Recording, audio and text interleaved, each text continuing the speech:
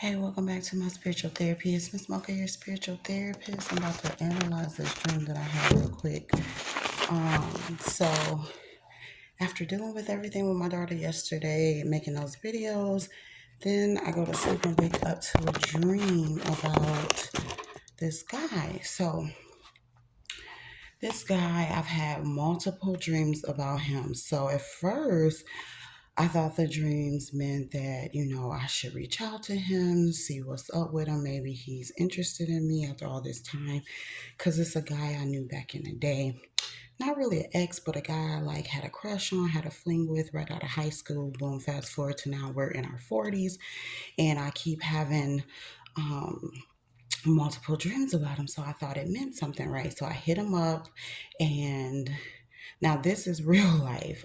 Since I've been back to Minnesota, I hit him up because I kept dreaming about him literally. So I hit him up just to see what he was on. Basically, he wasn't really on nothing.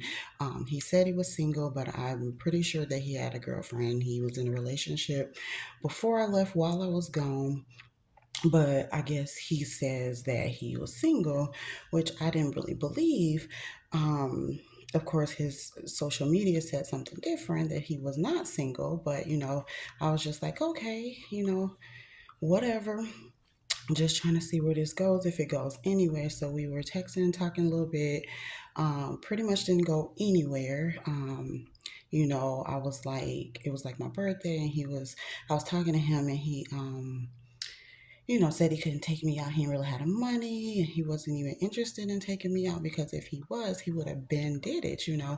Um, Talking a lot about me not calling him, which I wasn't interested in calling him because I knew he wasn't being honest. I just felt that he wasn't being honest about his relationship, and I felt that he wasn't the one that um, he wasn't on like taking me out, dating me, getting to know me, building towards something. He actually said that he wasn't in a rush for anything. He was just trying to enjoy life, blah, blah, blah, blah. And I know that's like either someone that's in a relationship that's just trying to cheat, or someone coming out of a relationship that's just trying to, be single and do their thing. So either way, he wasn't an option for me after, getting to reconnect with him and find out where his head was at and all that, which is cool. I just stopped reaching out, and he did too. So we just let it go. And of course, I don't have no hard feelings because I already knew he wasn't for me. And so that's probably why they say, don't go back to your past or whatever. So hold on. So yeah. And then that was that. I left it alone or whatever. And I actually am not even on Facebook no more. And I deleted his number, all that, because I'm just not interested. Because all he was really interested in was having sex. He would say, come over for sex, sex, sex, sex. That's all our conversations would be about. So that's pretty much let me know what he was on. He wanted sex, nothing more, nothing less. Okay. So now I had a dream about him last night. He showed up in my dream, and we were like in the car, but I was not driving. He was in the passenger side, I was in the back seat. My mother was driving the car. And so I had asked him, I was like, well, how did you get her to give you a ride? Because I guess she was giving him a ride home or to his mother's house, not sure. But they really wasn't too much talking to me. No one was explaining to me why she was driving him home, why he had asked. I think he said he asked her to drive him, and so whatever. I'm in the back seat. Someone else is with me back there. I don't know if it's my daughter, my niece, my sister. I don't really know. But that's another thing. When I was reconnecting with him a little bit ago, like a month or two ago, whatever, he had asked about my sister, and he don't really know my sister. you know, he probably knew of that I had a sister, but to ask about how she doing, is she well, is she okay, like really stressing it, like you don't really know her. So I thought that was weird, but I let it go. But this dream is making me think, maybe he does know my family. Maybe he knows my family a little bit more than what I know. Just how it happened with my niece and this other guy I was messing with. I didn't think they really knew each other, but since I've been gone, they kind of know each other more than what I thought. So anyway, I'll get to that in a second. Okay, so in the dream, she's driving him, and then we end up at his mother's house. Okay, and so my mother disappears with his mother downstairs or in the basement, close the door, whatever. She's down there for a long time. So it's me and whoever's with me, my daughter, my niece, my sister, whoever is with me. We're upstairs and we're sitting there waiting for her to come up because we want to go. and the guy is being real rude, you know, and boom, his girlfriend shows up to the house and she kind of like looks at me and I'm just like, oh my Lord, I'm so ready to go. And then I'm asking him like, can you go get my mom? For some reason, I couldn't go get her. I'm not sure if I was scared to go get her or if I just didn't want to, but I did not. I kept asking people to do it. And he was giving me like attitude and he left. You know, I went to get on the phone while the girlfriend was there and I was there and we were just sitting there. Even Fabulous, the rapper, was there. And I was asking him, the rapper, could he play some songs that were of his? He was playing other people's. I was like, no, I want to hear your music, whatever. And so I left it at that. And then the girl started giving me attitude, like, yeah, I know you was downstairs slow dancing with him and blah, blah, blah, blah. And I gave her attitude right back, like, I don't want him. I wasn't doing nothing with him. I wasn't slow dancing or anything with him, you know, giving her attitude. And I'm just like, why this woman is taking so long? So she's down there talking to his mother for a very long time. The girlfriend's giving me attitude. The guy is giving me attitude. And then I woke up. So I'm like, what does that mean? That's so crazy that after all this happened yesterday, now I'm dreaming about these two.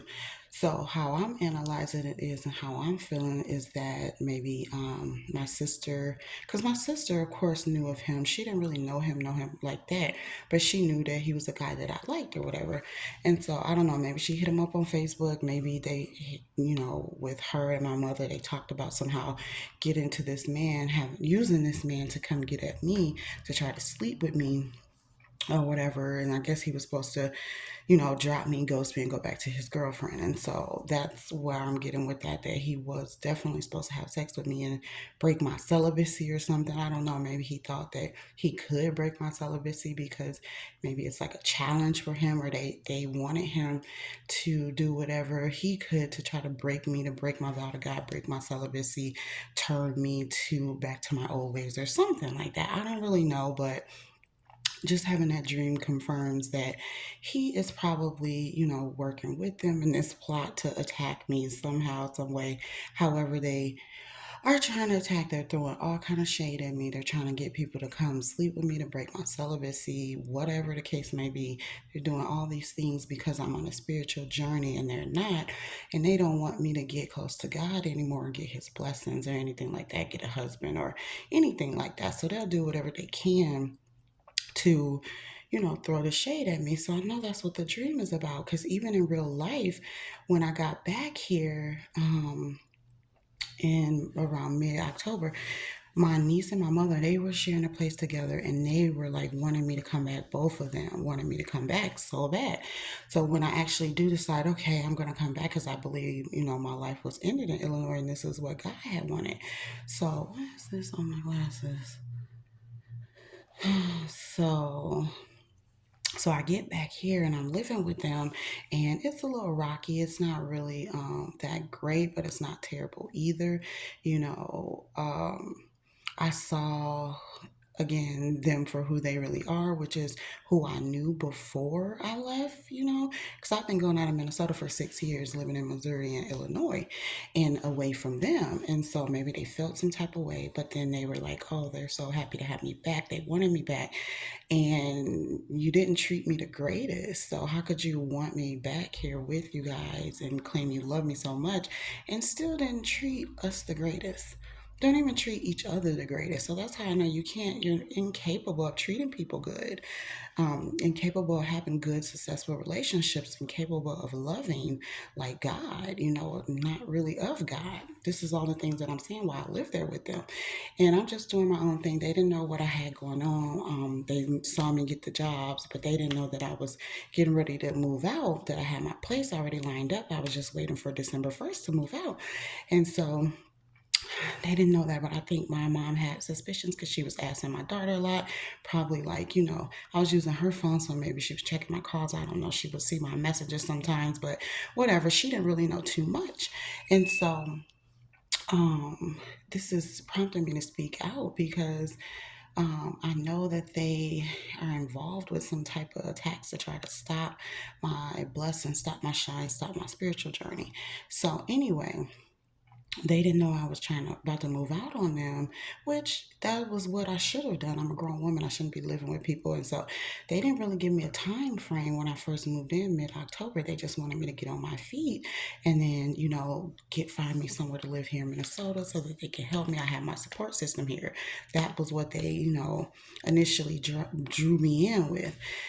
And by like mid November, a month in, I'll say, my mom comes to me and was like, oh, okay, so you've been always talking about tell the truth. So the truth is, you have to, we all have to move out because my niece wants her space. So we all got to go.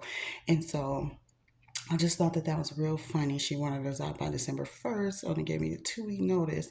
And then they rushed real quick to find my mama apartment, a 1-bedroom apartment. And I guess she had applied for it and got it like real quick, a little bit after I got there, And so I'm like, what is going on here?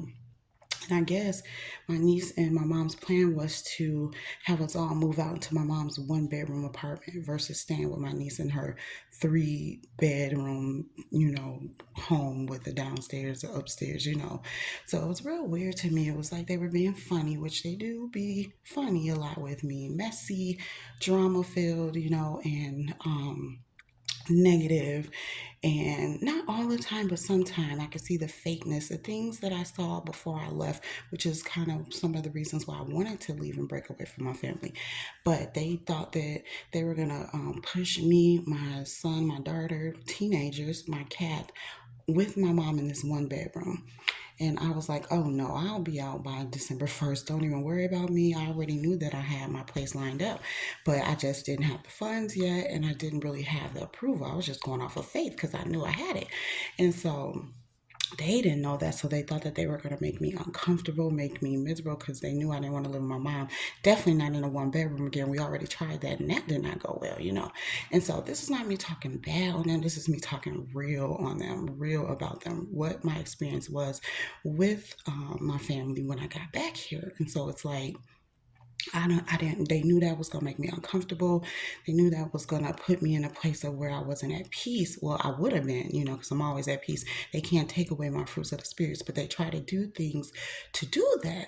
And so I just, I already had my place, so I didn't worry about it. I just continued praying, continued keeping my faith, and boom, come December 1st, I moved here into my own place with my kids, my 3-bedroom. So I wasn't worried about it. I just saw them for who they were again, like I've been seeing. So it really was like nothing changed. And even with my niece, when I came back, I was talking to a guy that I've been talking to on and off. We really didn't stop communication. It was just really on and off since I've been away. It's like cat hair on me since I've been away, right? And so when I got back there, I was trying to, rekindle or build a little bond with him while still living in my niece's house. Big mistake, because they found out, well, I kind of told my niece I didn't think she was going to react the way that she reacted. But I'm like, yeah, I'm talking back with so-and-so. He's just my friend, nothing, more, nothing less, just something to do while I'm just in this uncomfortable position. So it's someone to talk to, someone to go hang out with. And she just started hating, like seriously hating. Oh, she didn't like him. He's not good fit for me. And she was just talking real bad on him and just trying to cause drama with me and the guy. Now, again, the guy was not a relationship guy. He was just a friend, just someone to, ease my mind, go have a drink with or whatever to get out of their house. And it was like they were trying to stop it before anything even started. And I just knew it was God because I knew that he wasn't right for me. But the way it was happening, he was allowing the devil to use them to come between us, which should have happened because it wasn't a right thing for me to do. He wasn't the right guy or whatever. But the way that the devil was using these people, honey, I'm telling you, they was talking to my kids about them. Even my mom was like, talking about, because the guy's baby mom is my niece's client. She does hair, so she does the girl's hair or whatever. And so it's became her bestie. The girls became her bestie. I don't know nothing about this. I don't know this girl. I haven't heard of this girl this whole time. But as soon as I get back, they know the guy. They know that he's not a good guy, that he don't take care of his kids, throwing all this shit on him. I'm like, I ain't protecting him or nothing, but I know the guy does love and take care of his kids. Now, he might treat the girl bad, but I don't think he do that to his kids. I've known him to always talk about his kids, take care of them, be there for them, be with them and stuff like that. So I didn't believe that part. But anyway, it was just got real messy, and they were all like, she was telling my kids, showing my kids pictures of him, talking bad about him to my kids. Like, I don't speak to my kids about men, especially some friends that are just friends. I don't have to run it by my kids or even let them know what's going on. It's grown up stuff. So the fact that she was doing that, it was just her being messy. That's what I said. She's messy and full of drama. But these are my family members, like the people that I love and grow up with. To see them act this way, it was very crazy. So I was just like, ew, I didn't like it. I was so uncomfortable. And then me and the guy kind of was getting into it because he would hear some of these things.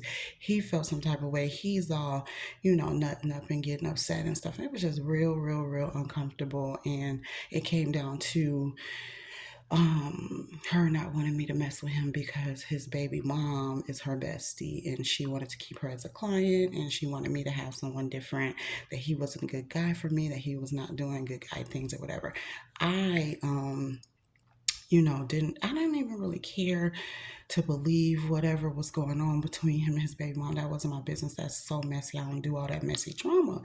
But at the same time, you can't interfere with who I'm talking to. I don't care who baby mama But I didn't even take it that far as to fight over him. I'm not gonna do that. He's not even someone that I was seeing like that. He was really just a friend. So it was all so ridiculous. And then even on my daughter's birthday, when she was signed up, or when she said that she would do my daughter's hair, for her birthday hair, because the dinner was at 6 o'clock, and we get over there, it's already like, late in the afternoon, maybe like 3 o'clock.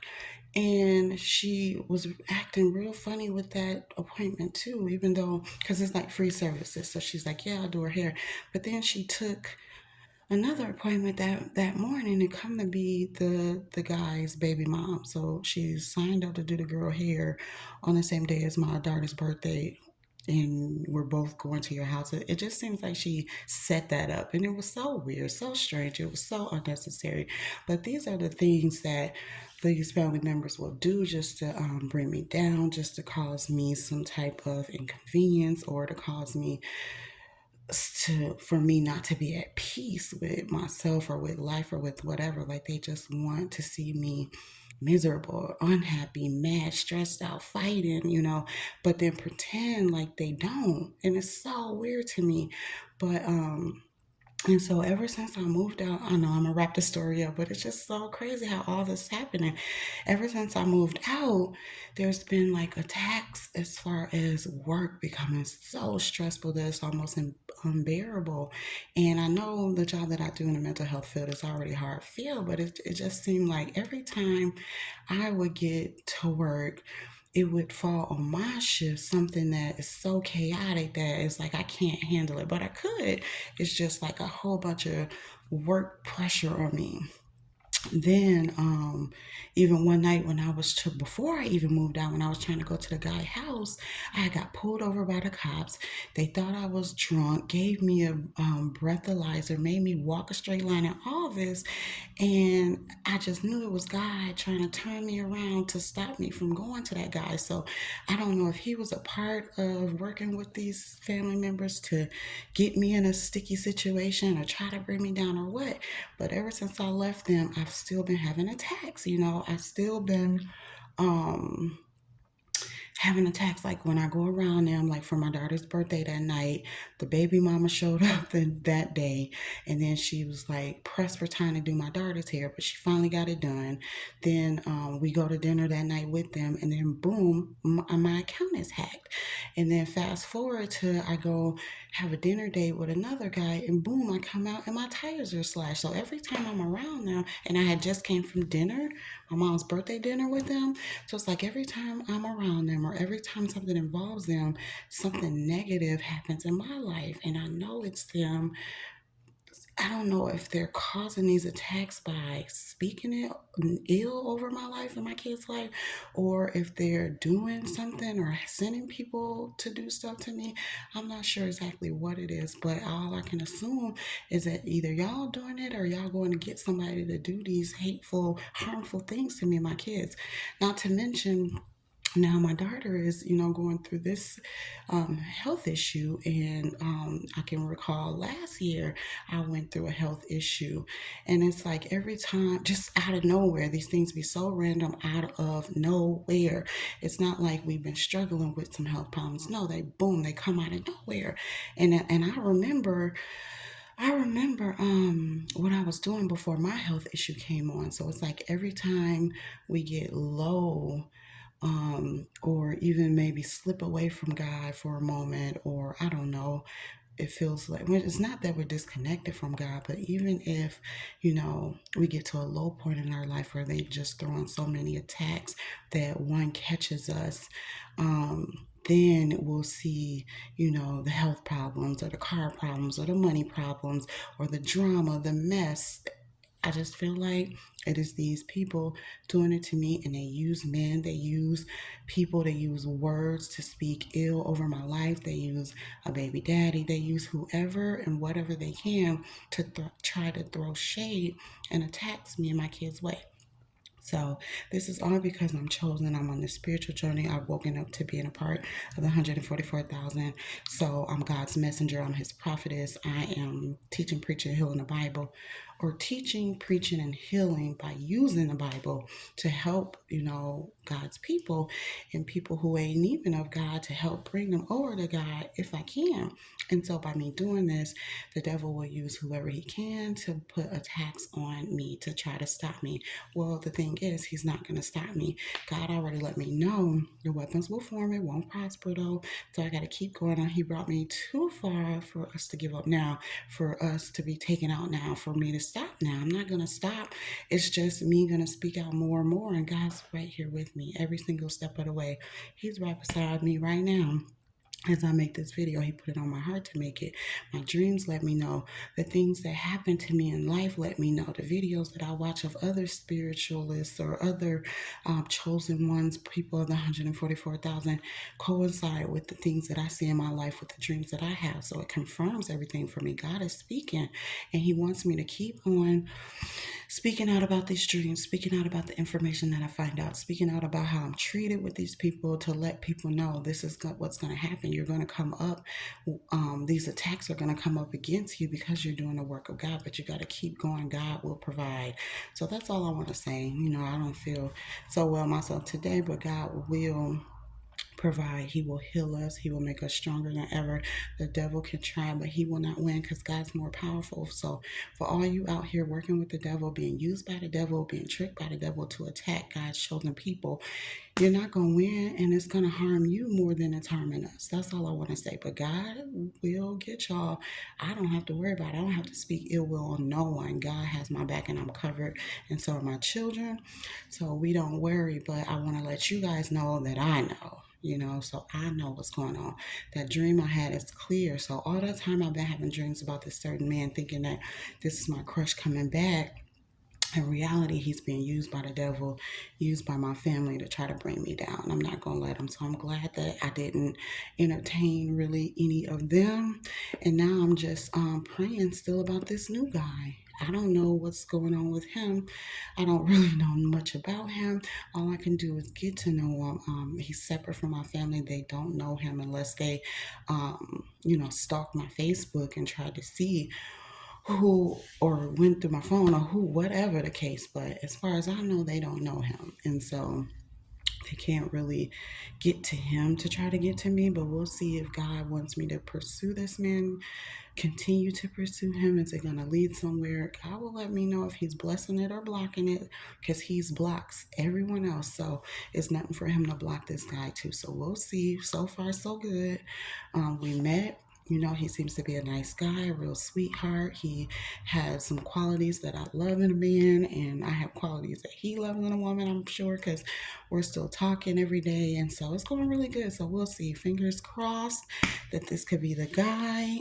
He's older than me, he's more mature, you know, he's stable. So we'll see. I don't want to speak too much on it because again, I got these haters. They watch my videos. They could even try to send ill will through messages. Like if we communicate through a text message or through a Facebook message, even communicating with them that way, there still is ill will or shade or attacks happening in our life.